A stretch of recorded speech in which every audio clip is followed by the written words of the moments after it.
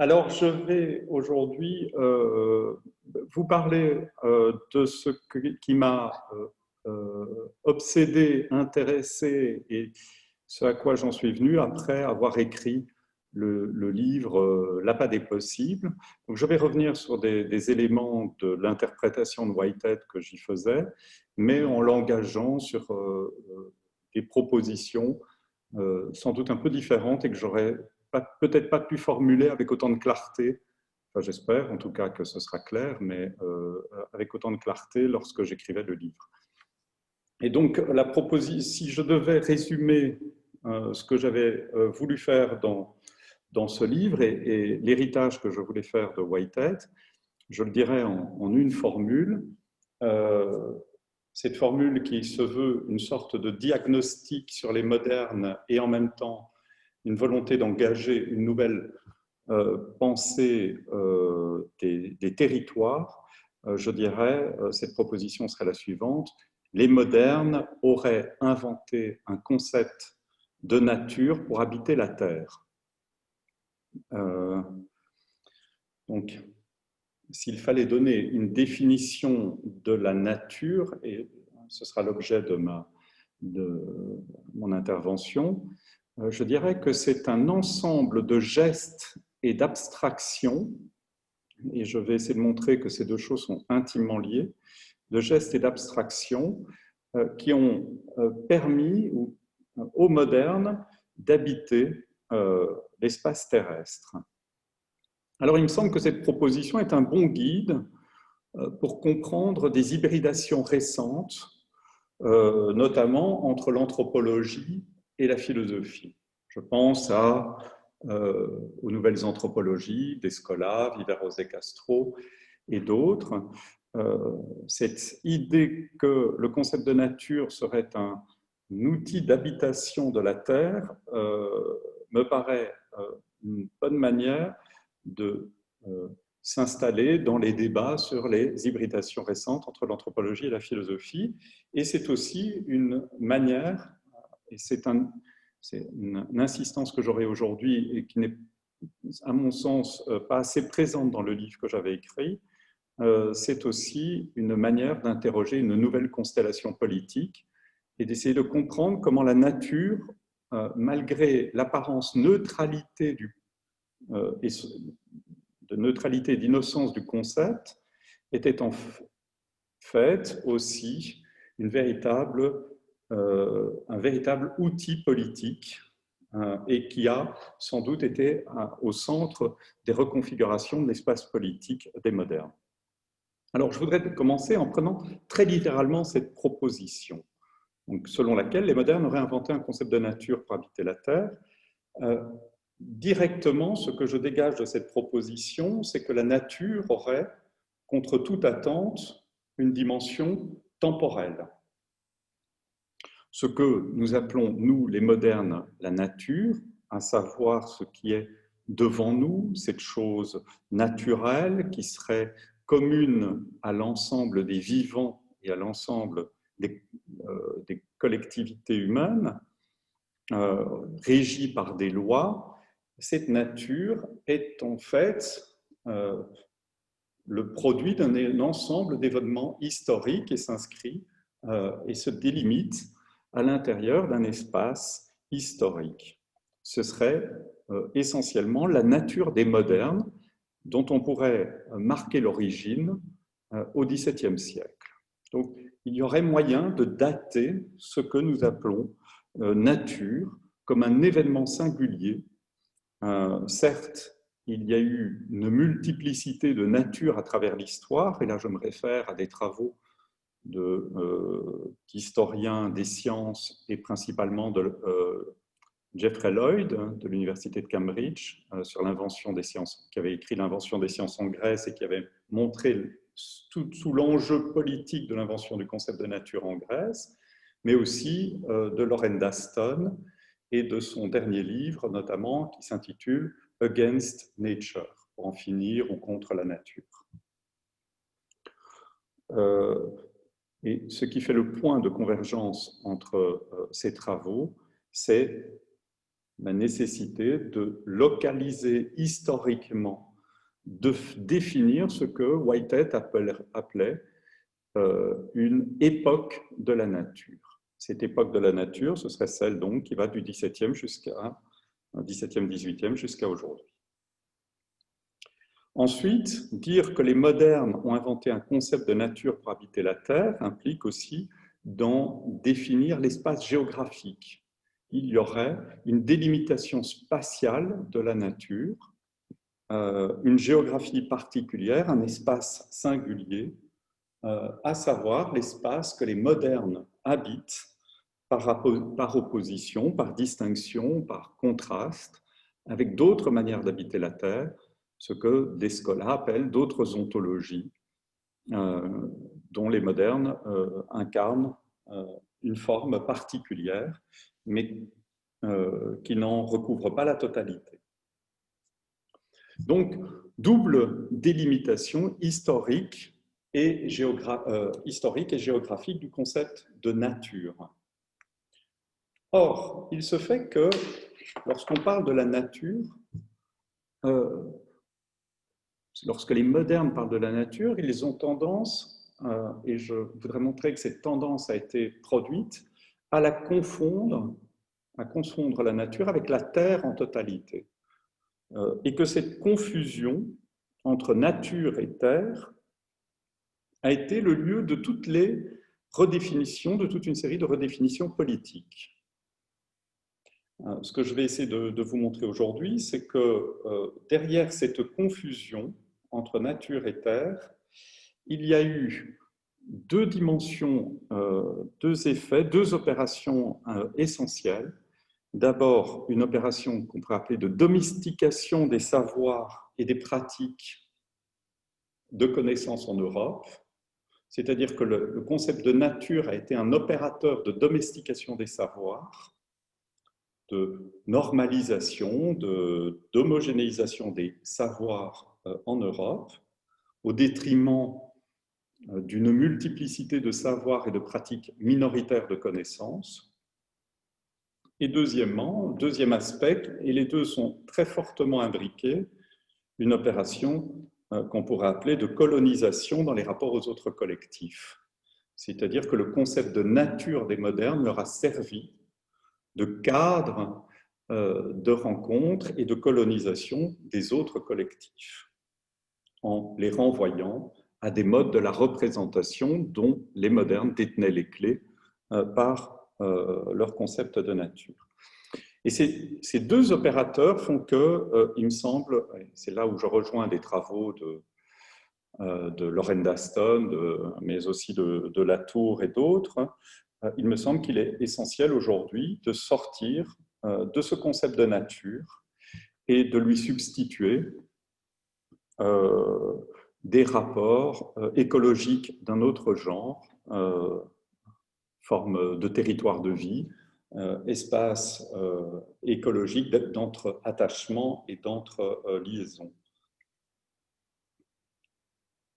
Alors, j'en viens à cette question, comment, évidemment je ne sais pas quelles ont été les discussions de ce matin, vous me direz tout à l'heure comment ça s'est relié, si ça se relie, comment s'est inventé ce concept de nature. Et la raison, moi ce qui m'intéresse énormément, c'est de savoir à quels intérêts il répondait.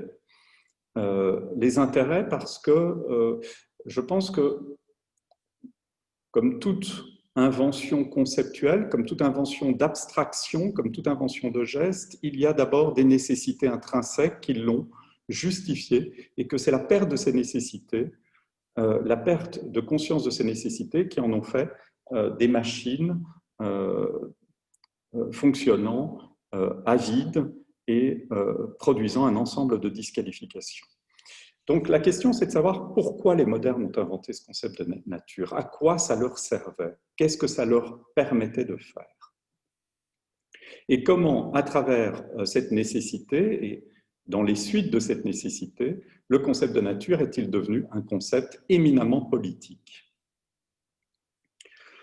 Alors ce que nous appelons la nature, et c'est là où Whitehead est, à mon sens, très utile, s'invente dans un ensemble d'événements expérimentaux qui se mettent en place donc, au XVIIe siècle et qui vont se propager, donc, qui commencent dans des gestes expérimentaux, mais qui vont se propager à tous les aspects de l'expérience et vont former ce que Descola, même s'il en reste, à mon sens, un peu trop à des formes de représentation, à ce que Descola a appelé le naturalisme des modernes.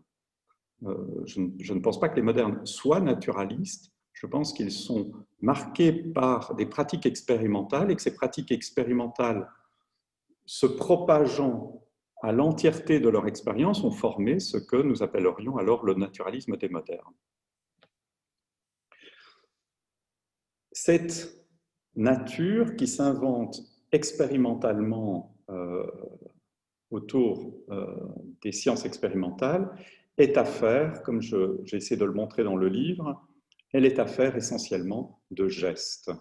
Ce n'est pas une théorie générale qui définit la nature, ce n'est pas une représentation générale. Je pense qu'on rate le concept de nature lorsqu'on s'interroge sur les théories générales, sur la manière de qualifier la nature, sur les formes de représentation de la nature. Je pense que ce qu'il faut interroger, ce sont les gestes qui la constituent, c'est-à-dire les opérations au fondement desquelles quelque chose comme la nature émerge. Et Whitehead, même si les problèmes sont diffus entre différents livres, entre le concept de nature, la science et le monde moderne et procès et réalité principalement, met en évidence trois gestes ou trois opérations, enfin, moi je les appellerais des gestes, trois éléments qui définissent la nature. Je pense que ce que nous appelons nature, nous en Europe, issus de cette histoire-là, se définit à l'intersection de trois gestes. Je ne pense pas qu'il y en ait une multiplicité d'autres, ou en tout cas ce sont les trois gestes les plus fondamentaux. Et Whitehead a nommé ces gestes. Le premier, c'est la bifurcation. Le concept de nature émerge d'un ensemble d'opérations de bifurcation. Le deuxième geste, c'est la localisation. Et le troisième geste, c'est la réification.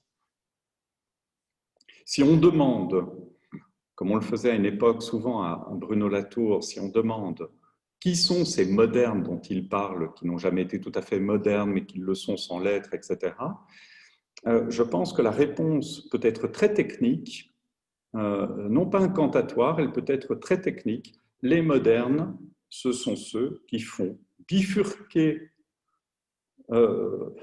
les êtres avec lesquels ils sont en relation, ils les font bifurquer, c'est ceux qui localisent et c'est ceux qui réifient leurs abstractions. Et on pourrait dire, à l'inverse, que partout où il y a des opérations de bifurcation, de localisation et de réification, on a affaire à des opérations modernes. Alors, le premier geste, c'est le geste de la bifurcation. Whitehead en a parlé dans un passage très célèbre du concept de nature. Vous l'avez peut-être lu ce matin, je vais le relire. Vous l'avez lu ce matin? On l'a commenté. On a évoqué. Oui. Bon, écoutez, je vais le lire et je vais le lire très rapidement. Ce contre quoi je m'élève essentiellement est la bifurcation de la nature en deux systèmes de réalité qui, pour autant qu'ils sont réels en des sens différents. Une de ces réalités serait celle des entités, telles que les électrons étudiés par la physique spéculative. Ce serait la réalité qui s'offre à la connaissance, bien que selon cette théorie, ce ne soit jamais connu. Car ce qui est connu, c'est l'autre espèce de réalité qui résulte du concours de l'esprit. Alors, ce passage est très célèbre, il a été lu d'innombrables fois par des philosophes comme Maurice Merleau-Ponty, Jean Wahl, Gilles Deleuze, plus récemment Isabelle Stengers et Bruno Latour. Et quand je l'ai lu pour la première fois, j'ai trouvé que ce passage était absolument banal. Pour un philosophe, ce que dit Whitehead, donne un peu l'impression d'être une autre manière de parler de la différence classique du dualisme cartésien entre l'esprit et la matière, entre les choses pensantes et les choses matérielles. Et donc, quand j'ai découvert ces passages, je ne voulais pas du tout m'y attarder parce que ça me paraissait être de l'ordre des lieux communs de la philosophie, à savoir que Whitehead disait de manière un peu plus obscure quelque chose qui était assez simple, à savoir que les modernes étaient dualistes. Et quand j'ai lu des commentateurs comme Jean Wahl ou Maurice Merleau-Ponty, je voyais qu'ils le lisaient plus ou moins de cette manière-là, à savoir que Whitehead s'opposait au dualisme des modernes et à la distinction de l'esprit et de la matière. À une petite différence près, acceptait-il, à savoir que Whitehead le traitait, ce dualisme, dans un champ particulier qui est le champ scientifique et que ça faisait une différence terminologique. Et puis j'y suis revenu et revenu à plusieurs reprises et cette lecture me paraissait totalement insatisfaisante dans la mesure où Whitehead a vraiment le sentiment de dire quelque chose de très très différent de ce que les philosophes appellent le dualisme. Et que le terme bifurcation, si on le prend dans sa forme la plus directe, laisse entendre quelque chose de très différent du dualisme, c'est-à-dire que ce ne sont pas deux entités distinctes dont parle Whitehead, ce dont il parle, c'est de l'opération par laquelle quelque chose d'unifié est coupé ou divisé en deux régimes. Ce qui l'intéresse, ce n'est pas l'opposition des qualités, c'est l'ensemble des opérations de division d'un corps entre qualités distinctes. Et ce problème change tout et inverse complètement la perspective. Parce que loin d'être une autre manière de parler du dualisme, ce dont parle Whitehead, c'est des raisons même principielles par lesquelles le dualisme se constitue. C'est-à-dire que le dualisme, pour Whitehead, c'est un épiphénomène, c'est une situation secondaire, une situation dérivée de quelque chose de plus fondamental qui est celui de la division des corps. En un mot, pour les modernes, la nature, avant d'être cette chose commune à tous les êtres, c'est ce qui se situe dans la division des corps naturels. Et ce que Whitehead entend mettre en évidence, c'est l'ensemble des gestes techniques, des dispositifs, des appareils, des abstractions que les modernes ont mis à leur disposition pour extraire des corps deux régimes de qualité. Il en donne un exemple. Il écrit ceci: « Ce qui nous est donné dans la perception est l'herbe verte. C'est là un objet que nous connaissons comme un élément de la nature.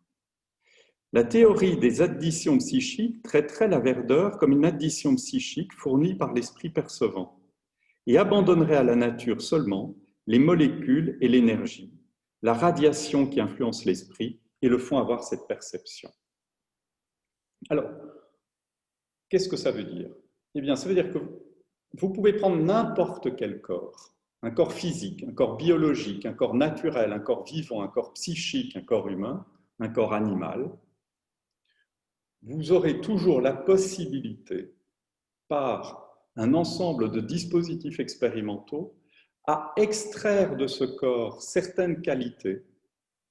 Par exemple, dans le corps animal, la couleur, la sensation que vous pouvez en avoir, le toucher, les sensations visuelles, les modes de perception que vous pouvez en avoir, vous êtes toujours en droit d'extraire un ensemble de qualités. Et c'est là que se fait cette opération de bifurcation. Extraire les qualités que Whitehead appelle les qualités, en les liant à la tradition philosophique, les qualités secondes, c'est-à-dire la couleur, l'odorat, les sens visuels, les sens esthétiques, mais aussi les valeurs et les attachements. Je pense que le plus simple est d'en parler avec des exemples, notamment des exemples liés aux situations animales, à la vie animale. Vous prenez un animal, un chien, vous retirez tous les attachements que vous avez par rapport à ce chien, vous retirez toutes les perceptions que vous en avez, vous retirez toutes les sensations et tout ce qui vous y attache, et il devrait rester de ce corps animal des qualités dites primaires. Ces qualités seraient des qualités essentiellement géométriques, physiques, qui ne peuvent être définies que par rapport, que par opposition aux qualités secondaires. Ce geste, toujours possible, permet de relier des corps les uns avec les autres, les corps animaux entre eux, les corps physiques entre eux, d'établir des analogies et des corrélations. Donc c'est un geste qui n'est pas inutile, c'est un geste de liaison, qui permet des liaisons et qui permet une efficacité de traitement des corps par la mise en correspondance de ces corps indépendamment de tout ce qui en ferait les singularités, à savoir les qualités secondes. Mais cette puissance de corrélation par l'extraction des qualités secondaires a un effet ou a des effets importants de disqualification des savoirs et des qualités des corps. En effet, dès que vous sortez cette question des lieux dans lesquels ils se sont faits, vous allez disqualifier du corps auquel vous avez affaire, vous allez extraire de ce corps toutes les qualités qui vous semblent secondaires, c'est-à-dire superficielles, les qualités esthétiques, les qualités axiologiques, la valeur qu'il peut avoir, les sensations qu'il peut produire, etc., comme étant un amas de choses assez superficielles par rapport au corps. Donc, première conséquence, vous excluez du corps des dimensions absolument essentielles d'un corps. Vous excluez tout ce qui fait l'importance de ce corps pour le rendre neutre et pour le corréler à d'autres corps. Mais plus encore, vous excluez implicitement toutes les pratiques de savoir, de connaissance, d'attachement à ces qualités du corps, à savoir toutes les pratiques de savoir qui étaient liées à l'animal, par exemple, en totalité, comme les éleveurs, comme les savoirs issus de l'élevage, comme les savoirs liés à la manière par laquelle les dimensions esthétiques et les attachements des gens qui sont en relation avec ces vivants définissent un certain type de pratique de savoir. Ce qui a fait dire à Isabelle Stenger, c'est une phrase que je trouve très juste et qui définit un des effets de la bifurcation. Elle écrit dans Au temps des catastrophes, « Nous vivons, nous modernes, dans un véritable cimetière de pratiques et de savoirs collectifs détruits. » C'est-à-dire que l'extraction des qualités secondaires, et je les répète, hein, par qualité secondaire, il faut entendre esthétique, qualité axiologique, la valeur, dimension politique des vivants, sens de l'importance, intérêt partagé. En extrayant toutes ces qualités du corps, on a en même temps disqualifié toutes les pratiques qui y étaient attachées. En ce sens, la bifurcation vidait la nature puisque à travers le corps, ce qu'il faut entendre, c'est ce qui deviendra par la suite la nature, vider la nature de toute dimension esthétique, politique, axiologique et de tous les savoirs qui y étaient afférents. La nature devient ce lieu détaché des qualités secondaires, donc détaché de ces dimensions. C'est pourquoi quand de temps en temps, on lit qu'il faudrait politiser le concept de nature, qu'il faudrait replacer l'esthétique dans la nature, etc.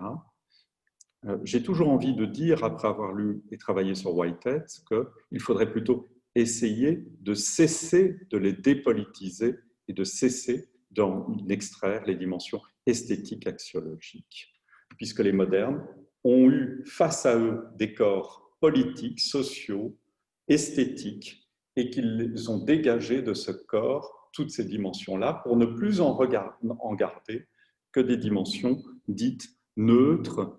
Et Whitehead sera assez agressif sur cette définition en disant « nous n'avons plus affaire qu'à des corps neutres, insipides et insignifiants ». Notre nature doit être neutre, insipide et insignifiante. Si elle nous intéresse, l'idée même d'y être intéressé, le fait même d'y être intéressé, implique une réintroduction des qualités secondaires dans la nature, ce contre quoi luttaient les modernes. Donc le fait de dire « je suis intéressé par cette dimension de la nature » redevient une prise subjective contre laquelle justement la nature fut inventée. Alors, il me semble qu'aujourd'hui, dans ce qu'on pourrait appeler des pensées territoriales, ou une conception territoriale des êtres, il s'agit de remettre tout ce que les modernes avaient exclu de la nature, de le remettre dans les êtres. Tout ce que les modernes avaient extrait des corps, il s'agirait aujourd'hui de le remettre dans les corps, à savoir le sens esthétique. Vous n'avez pas un corps vivant s'il n'y a pas de dimension esthétique de ce corps. Les dimensions axiologiques, c'est-à-dire les valeurs que porte un vivant avec lui ou que porte un corps avec lui. Mais aussi tous les savoirs qui étaient liés à ces dimensions-là. Savoir intéressé, savoir des amateurs, savoir des gens qui sont affairés autour d'un vivant ou d'une manière de maintenir en vie des êtres vivants. Tout ce qu'on appelle l'expressivité aussi font partie des fonctions territoriales des vivants. Je reprends un exemple, il est issu, et je trouve que c'est très parlant et que son travail est assez proche par de nombreux aspects à celui de Whitehead. Je prends un passage du livre de Vinciane Després, son dernier livre qui s'appelle « Habiter en oiseau », où elle fait exactement ça, c'est-à-dire elle remet dans la pratique territoriale des oiseaux toutes les qualités secondaires qui avaient été extraites par les opérations de bifurcation. Elle dit « Tout ce que le merle avait pu, au cours de ces derniers mois, éprouver, sentir, tout ce qui donnait jusque-là leur sens aux choses et aux êtres, s'agence à présent à une toute autre importance, impérieuse, exigeante, qui modifiera complètement sa manière d'être. Il est devenu territorial. Être territorial, c'est exprimer, c'est tenir à, c'est se relier aux autres êtres. Et on s'y relie par des attachements esthétiques, par l'importance qu'ils ont, c'est-à-dire aussi par les valeurs qu'ils ont les uns pour les autres. Bref, dans une pensée territoriale, telle qu'elle me semble se mettre en place dans une série de travaux actuels, et telle que Whitehead a voulu la poser, et il me semble que c'est aussi l'objet de ces rencontres, puisqu'il s'agirait de poser la question d'une sensibilité écologique et d'une sensibilité territoriale. Ces sensibilités territoriales ou ces territorialités doivent être comprises comme la réintroduction à l'intérieur des pratiques territoriales de toutes les qualités secondaires qui avaient été extraites de la nature.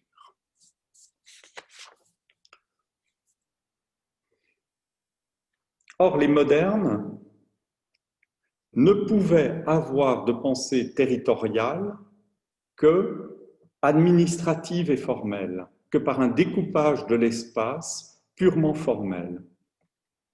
Ils ne pouvaient penser le territoire que de manière abstraite, comme un contenant spatial, comme une sorte de réceptacle ou de lieu dans lequel les vivants étaient ou se trouvaient. Et évidemment, si vous avez commencé par extraire les qualités secondaires, vous ne pouvez plus donner de l'espace qu'une définition formelle et abstraite. C'était le prix d'une immense corrélation entre les corps que les modernes cherchaient à établir, mais dont ils ont illégitimement déployé la logique hors des lieux expérimentaux dans lesquels ils l'avaient établi. Deuxième geste, la localisation.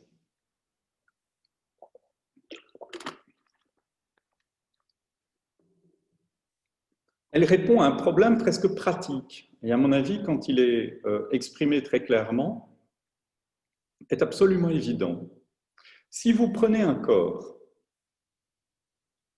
animal, végétal, physique, et que vous en extrayez toutes les qualités secondaires, c'est-à-dire sa forme particulière, sa rugosité singulière, l'odeur qu'il dégage.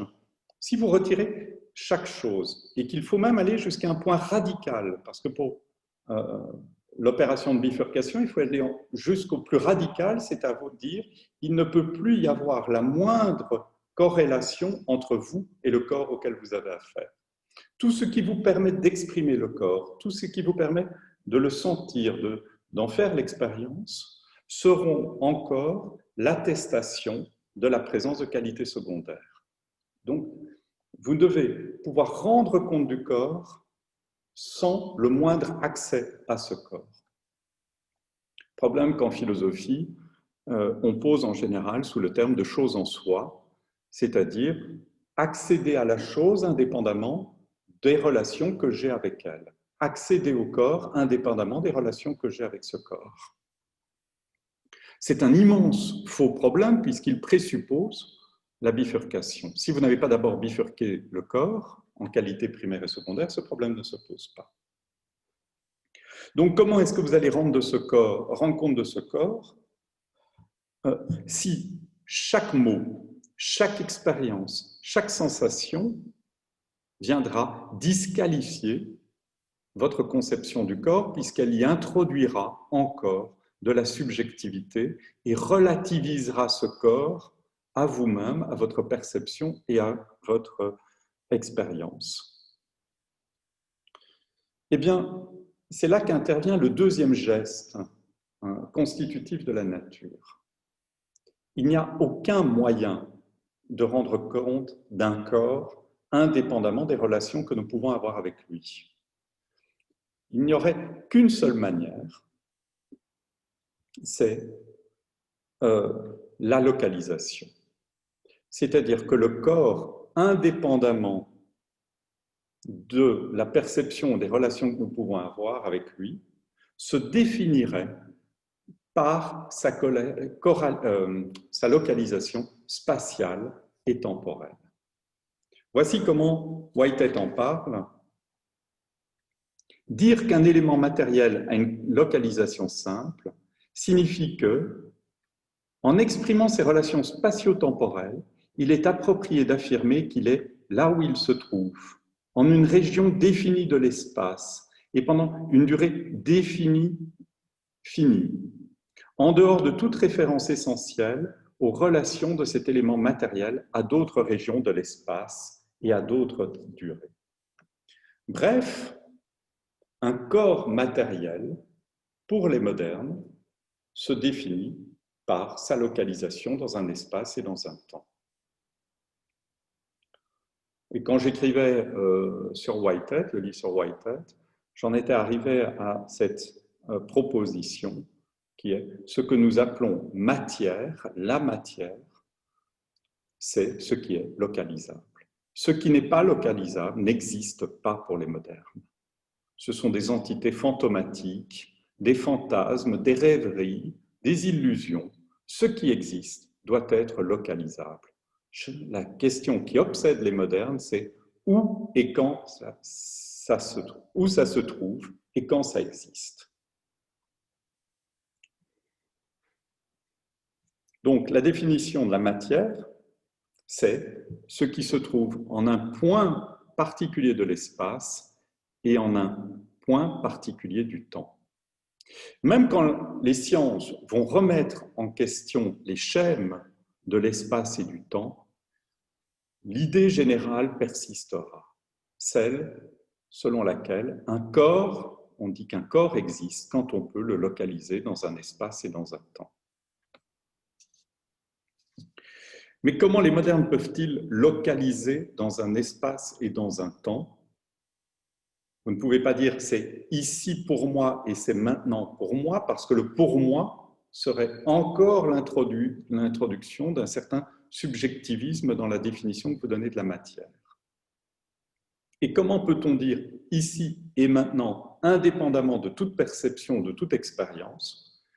Eh bien, c'est par un formalisme géométrique, comme nous le voyons dans les formes de localisation de type Google, des GPS, etc. C'est-à-dire un ici, c'est simplement des coordonnées liées entre une longitude et une latitude dans un espace géométrique.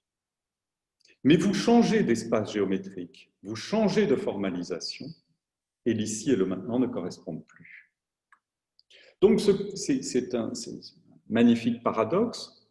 Ce que les modernes considèrent comme le plus réel, la matière, n'est pensable que parce qu'ils se sont d'abord donné une forme idéale qui est l'espace géométrique.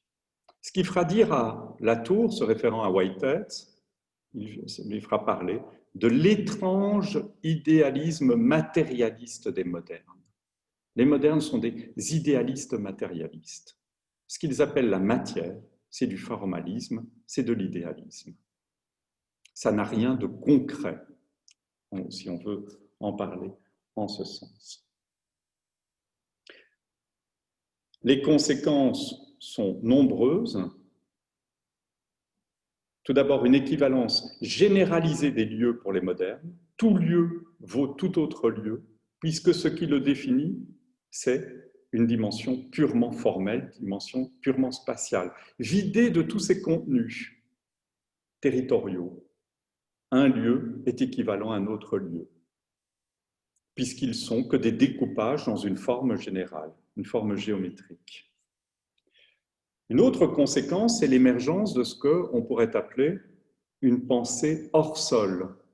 Les modernes pensent toujours hors sol, puisqu'ils ne sont attachés à aucun lieu et que leur définition de la matière ne les attache à rien de matériel en ce sens-là. Et enfin, à une indépendance des êtres de leur milieu, puisque ce qui définit un corps, c'est sa localisation dans un espace et dans un temps formel, sa relation à d'autres corps ne sont pas importantes pour le définir. Il n'est pas requis de connaître les autres corps pour définir un corps en particulier. Et enfin, autre conséquence qui sera absolument désastreuse dans les rapports des modernes aux autres collectifs, aux autres civilisations, aux autres cultures, c'est que les modernes ne peuvent penser l'existence que sous la forme de la localisation matérielle. Et que donc tout ce qui faisait, tout ce qui attachait les autres collectifs, les autres manières d'habiter la Terre, par des êtres justement qui ne seraient pas localisables, ont été renvoyés à de simples croyances, de simples représentations, de simples projections, là où les modernes traitaient du réel, c'est-à-dire de la nature. Une grande opposition entre les autres qui croient, qui sont dans des régimes de croyance, et nous, modernes, qui savons, puisque nous localisons à l'intérieur de la nature. Ce deuxième geste, celui de la localisation, se trouve aujourd'hui de nouveau remis radicalement en question par des pensées de type territorial qui remettent, à mon avis, radicalement en question tous les présupposés de la localisation, à savoir, un corps n'existe, pour ces pensées territoriales, un corps n'existe que par ses dépendances, ses relations de dépendance et d'interdépendance avec des autres corps. Par l'immense réseau de ce que Anat Singh, dans Le champignon de la fin du monde, appelle un réseau de précarité. C'est-à-dire, chaque chose n'existe que par tout ce qui l'a fait exister. Je vous cite un passage de Whitehead, mais c'est ce que... excusez-moi, je vous cite un passage de James, mais c'est ce que Whitehead appelle la solidarité universelle des choses. Une société n'existe que par la collaboration d'une multiplicité de sociétés.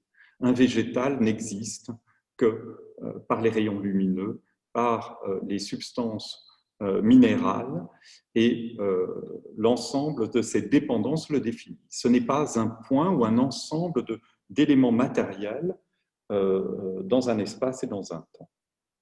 Voici ce que James écrivait dans une veine très whiteheadienne. Toutes les choses dont notre vie dépend extérieurement, l'air, l'eau, la nourriture végétale et animale, nos semblables, sont incluses dans la terre à titre d'éléments constitutifs. Elle se suffit à elle-même sous des millions d'aspects, où il n'en est pas ainsi pour nous. Nous dépendons d'elle pour presque tout. Elle ne dépend de nous que pour une petite portion de son histoire. Bref, vous ne pouvez définir un être, un corps physique, biologique, social, que par son réseau de dépendance. Indépendamment de ce réseau de dépendance, aucun être ne trouve de définition juste. Dans la même idée, Bruno Latour, dans son dernier livre « Où atterrir ?», parlait de terrain de vie. Et il en parle de cette manière. Les terrestres, en effet, ont le très délicat problème de découvrir de combien d'autres êtres ils ont besoin pour subsister. C'est en dressant cette liste qu'ils dessinent leur terrain de vie. Expression qui permettrait de déplacer le mot territoire, trop souvent ramené au simple quadrillage administratif de l'État. Donc, pour chaque être, c'est ce que Whitehead appelle des préhensions, pour chaque être, il y a un terrain de vie, c'est-à-dire un ensemble de dépendances qui le définissent comme être à part entière.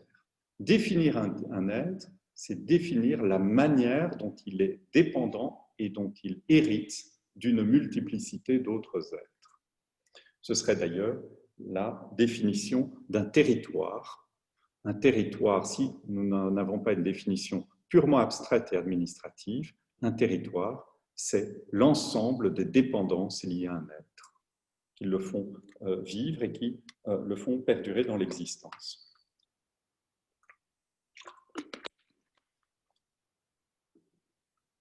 Et vous voyez en quoi cette définition du territoire comme lieu des dépendances précaires et des attentions à la précarité des conditions de subsistance s'oppose entièrement au deuxième geste des modernes, à savoir la localisation simple. Puisque la localisation simple définissait un être justement par son indépendance à ses voisinages, par son indépendance au passé dans sa dimension temporelle et au futur, et par son indépendance aux espaces de contiguïté avec lesquels il était, au profit d'une simple inscription dans un espace-temps indépendant des entités qui le composent. Ça nous amène au troisième geste. Et je dirais que c'est ce geste-là qui est sans doute le plus problématique. Parce que d'une certaine manière, la bifurcation et la localisation sont des gestes expérimentaux qui, dans les lieux où ils se faisaient, c'est-à-dire les laboratoires, ne posaient que des problèmes assez locaux et permettaient à la fois des corrélations, des liaisons entre des corps avec lesquels les modernes avaient affaire. Le moment où le geste le plus problématique, c'est ce que Whitehead appelle la réification des abstractions. C'est la manière, la réification, c'est la manière par laquelle les modernes transforment leurs abstractions opératoires, leurs gestes, en réalité. Comment ils transforment leurs abstractions en entités réelles. Du fait, par exemple, que vous pouvez toujours extraire des qualités secondaires d'un corps, ne veut pas dire qu'un corps est une liaison entre les qualités primaires et des qualités secondaires. Vous pouvez le faire, vous pouvez extraire par un ensemble de dispositifs, d'appareillages et de techniques des qualités d'un corps, mais ça ne veut pas dire que ces qualités existent par elles-mêmes et que le geste que vous avez mis en place est un geste, est une réalité même de la nature. En un mot, les modernes prennent leurs idées et leurs gestes pour la réalité même. Ils transforment, ils identifient leurs gestes en réalité. C'est le grand récit qu'on trouve de Galilée jusqu'aux sciences contemporaines, le grand récit de la découverte de la nature. Les modernes se présentent comme ceux qui découvrent la nature, qui découvrent les lois de la nature. Mais si vous suivez bien, si vous avez bien suivi ce que j'ai dit jusqu'à présent, cette découverte, elle est très étrange. Il a fallu prendre des corps, extraire violemment des qualités de ces corps, ne garder du corps que quelque chose d'assez abstrait, localisé par des formalismes géométriques. Donc un ensemble d'opérations artificielles, de pure création. Et puis dire, en fait, je n'ai fait que décrire la nature, je n'ai fait que la découvrir. Vous l'avez transformée, modifiée sans cesse, et vous dites que vous l'avez découverte. Isabelle Stengers en a très bien parlé dans l'invention des sciences modernes à propos de Galilée, quand elle parle du plan incliné de Galilée. Elle montre comment tout le plan incliné de Galilée est une création technique avec des conditions optimales pour que la boule le long du plan incliné soit la plus parfaite, pour que la rugosité, le frottement soit au minimum de ce qu'il peut être, dans un espace totalement purifié qui est celui du laboratoire, avec des témoins tout à fait particuliers qui sont les autres scientifiques supposés être les plus à même de rendre compte de l'objectivité de l'expérimentation. Et tout ce plan incliné est un petit appareillage technique complètement fabriqué, complètement construit. Galilée fait descendre la bille le long du plan incliné et puis dit « c'est la nature qui a parlé ». Où est-ce qu'elle a parlé? D'un moment à l'autre, il y a de la construction, il y a de la modification, il y a de l'épuration de l'espace, il y a la recherche de conditions optimum d'expérimentation, etc. Et c'est ce geste qui n'est absolument pas nécessaire dans le dispositif expérimental. Il n'est pas nécessaire de dire que la nature a parlé. Vous pouvez faire bifurquer, vous pouvez localiser en acceptant l'artificialité de ce que vous avez fait. Mais dire la nature a parlé, c'est transformer vos opérations et les rendre universelles. C'est faire comme si vous n'étiez plus les agents et les acteurs des manières de ces gestes et des manières par lesquelles vous avez opéré dans l'expérience. Et par cette idée que la nature a parlé, par cette réification de leur abstraction, les modernes ont donné à leurs gestes une ubiquité maximale, au sens où ce ne sont plus les gestes des modernes, ce n'est plus la nature des modernes, elle est devenue la nature terrestre. Elle s'impose à tous, puisque ce ne sont pas les abstractions et les opérations spécifiques, historiques et locales qui ont interrogé la nature, mais c'est la nature elle-même, dont les modernes se font les humbles porte-parole. Bref, les modernes donnent à la nature la puissance de leurs propres abstractions. Ils leur donnent, par la main, par ce geste de la réification, une puissance hégémonique inédite. Elle devient les conditions de leur ubiquité, puisque ce n'est pas eux qui construisent la nature, mais ils se présentent comme ceux qui, modestement, se bornent à l'interroger. Mais en ce faisant, ils ont placé leurs abstractions partout. Leur manière locale, expérimentale, finit par se confondre avec les choses elles-mêmes, et leurs abstractions prennent alors toute la place. Et c'est par cette réification que les modernes ont traduit la Terre dans l'espace de la nature qu'ils avaient pourtant construit et inventé. Et c'est là que la réification va donner à la nature une puissance politique inédite, peut-être le lieu même de toutes les définitions politiques, entre ce qui est naturel et ce qui est construit, entre ceux qui peuvent interroger la nature le plus objectivement, les experts et les profanes, entre ceux qui croient et ceux qui savent, entre ceux qui sont encore dans le régime de la croyance et ceux qui sont dans le régime de la science, entre les modernes et les autres. On va avoir une double symétrie,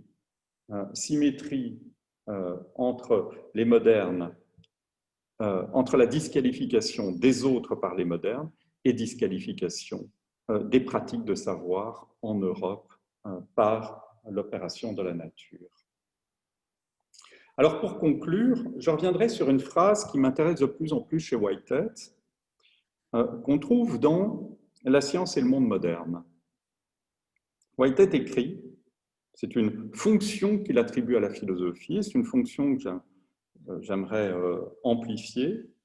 Il dit « À chaque époque, une tâche cruciale de la philosophie est de cultiver la vigilance, le soin, l'attention envers les modes d'abstraction qui équipent la pensée de cette époque. » Et il poursuit, ça se trouve là dans Mode de pensée, la tâche de la philosophie est la critique des abstractions.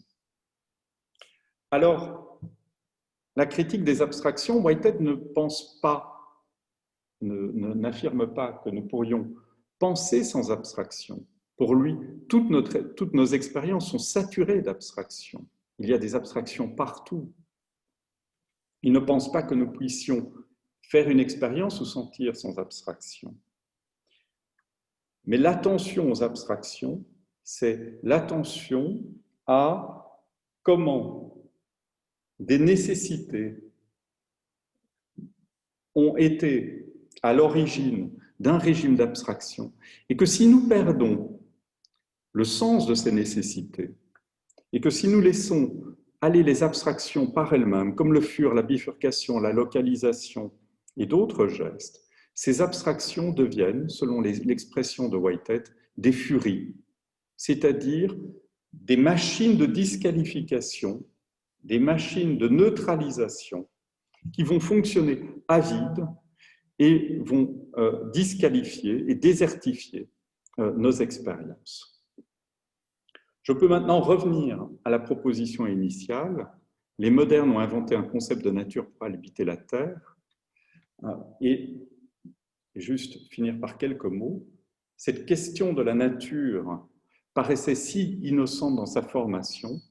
On voit à présent, je l'espère, que ce fut aussi une véritable machine de disqualification. Les modernes ne pensent pas hors sol, comme on le dit de temps en temps. Il ne pense pas hors situation, hors territoire. Il décompose les sols et les territoires. Il les vide de leurs attachements, il les vide de leurs liens, afin de les rendre équivalents. Il les vide de toutes leurs dimensions pour n'en garder qu'une forme abstraite qui, par là même, devient équivalente à toutes les autres formes abstraites, c'est-à-dire équivalente à tous les autres territoires. C'est une opération continue, puisqu'il ne s'agit pas directement de penser hors sol, mais de décomposer territoire par territoire par territoire. Et le concept de nature fut donc à l'origine d'une double opération de domestication des savoirs et d'une hégémonisation des manières d'habiter la Terre. Et c'est en ce sens qu'il me semble qu'aujourd'hui, une pensée des territoires qui redonne à ces éléments qui furent exclus de la définition de la nature trouve aujourd'hui toute son importance et son actualité. Voilà, je vais m'arrêter ici.